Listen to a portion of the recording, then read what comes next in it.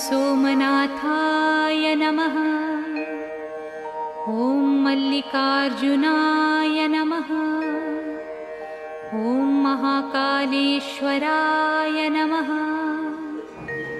ॐ ओंकारेश्वराय नमः। ॐ वैद्यनाथाय नमः। ॐ भीमशंकराय नमः। ॐ रामेश्वराय नमः। ॐ नागेश्वराय नमः। ॐ विश्वेश्वराय नमः। ॐ त्र्यंबकेश्वराय नमः। ॐ केदारेश्वराय नमः। ॐ भुस्मेश्वराय नमः।